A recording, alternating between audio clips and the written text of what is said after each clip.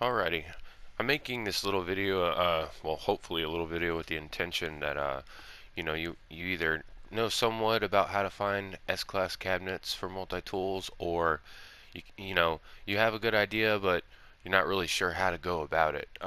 It's one thing, I believe, to read something sometimes, and another to actually see it done.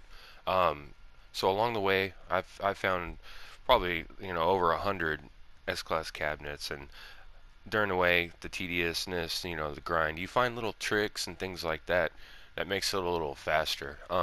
Before I started doing all this, I didn't really know much about it, and I didn't even want to bother because it seemed, it is time intensive, but at the time it seemed like it was just way too much, like too much luck involved and whatnot. And there really is, but you can minimize things and become efficient at finding these settlements. So, of course, first thing you want to do is choose a system, whether it's your home system or what have you.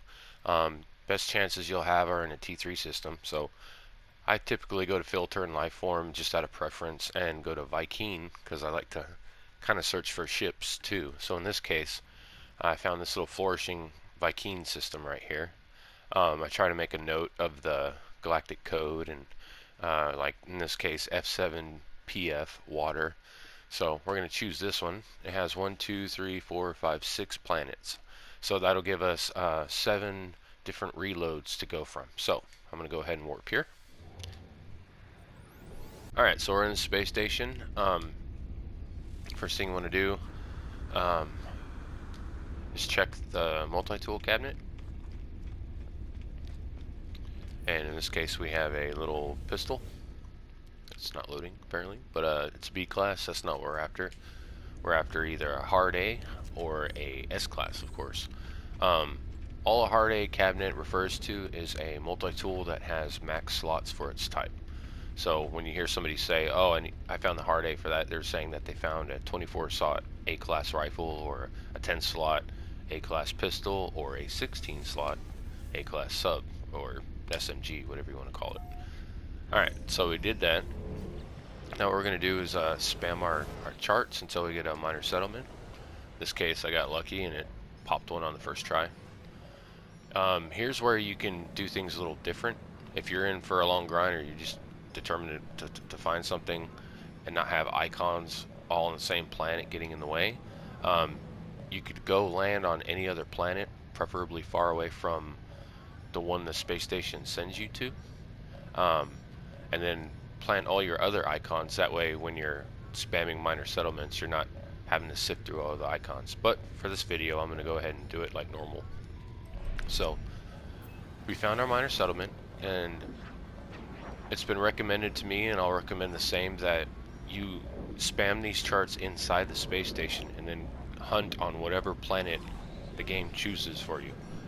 Don't know what it is, but it seems like if you do that, it'll usually always be a planetoid closest to the space station, and it seems like you'll find the S-class cabinet faster. I've tried to opt for, say, a moon with smaller surface area, or a planet with a lot of water, with the thinking that, oh, there's less minor settlements, and it will take 3 or 4 times longer to find the S-cap. It seems, and I've done it I think enough times to confirm that it's not just a fluke. I mean, it is what it is. So if you don't have problems with your landing pad loading like I do sometimes, just like the space station, as soon as I get out of the ship though, I immediately find a save beacon, like so. Now they're not at every minor settlement, but typically they are. There are exceptions though. And if you need nanites in Vy'keen systems, nanites, if shelters are present, there will always be nanites on the wall on the left side. For Korvax and Gek, they'll always be on the right side. And if you need buildable salvage modules, there's usually, almost always, exceptions of course, a buried technology module in between the two shelters. So, like me, I don't need none of that stuff, and nanites, I'll get them inside the building if anything, the main minor settlement building right there, if there's a cabinet on the wall. but it basically shaves down time. But if you need this stuff, think of these nanites on the wall as kind of payment for each visit you do. That way you're not just wasting time, entirely, as it were. So, alright, so we did that, and the whole purpose of hitting your little beacon here is to start your counter. Notice I'm not hitting anything else. Fresh planet, fresh system, so one discovered. Just getting started. And what that allows me to do is, like I said, keep count, and as I upload them, it'll also help reduce the chances that I revisit a settlement. Another key to reduce those chances of revisiting the same one is to get the nanites from the wall, especially in here. So looks like we've got the same multi-tool up in that was up in the space station. So we know that this one is either a B, A, or a C. We've only seen a B, so it could go either way. So in this case, we have another B. Obviously it's not what we want. So in here, if say you only have like 20 planetary charts and you don't have any more navigation datas, keep an eye on these terminals as you hunt, because there are many terminals that when you scroll down, they'll actually have map datas for sale, sometimes over 100, anywhere from like 80 to 170 sometimes. You can, and if you find those, I mean, you're basically stocked up for a while. If not, there's usually one or two on the table right here. And in Viking systems, the setup and layout's usually always the same. You usually have nanites here, or right above this guy's head, right there, or sometimes not. But if nanites are in here, they'll be in those two spots almost always. So, all right, so we got that done. Now this is basically the crucial part, and I learned this a little bit too late in my little multi-tool hunting career. But what I do is try to make sure that you have at least a full 3 slots or rows of slots of your ship's inventory open.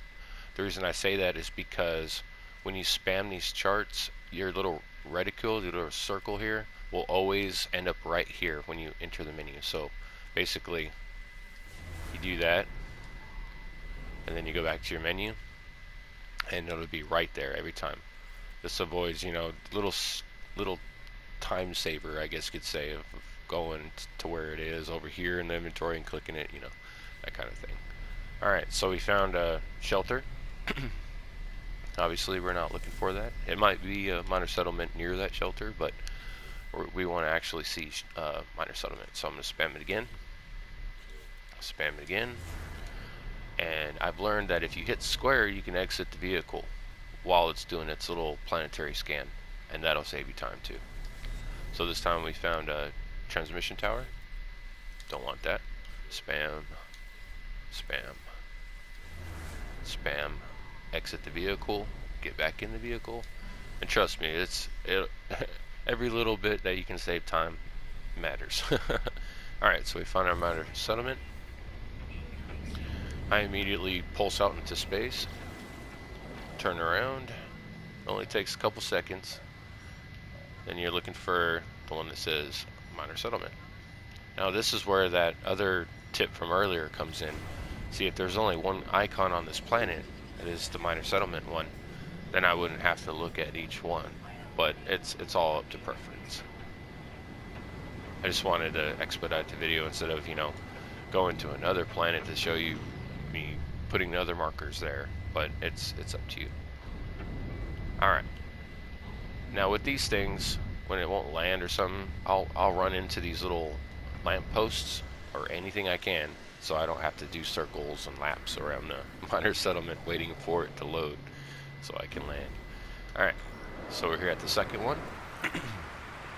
Again, make it a habit, find the save beacon, pop that guy.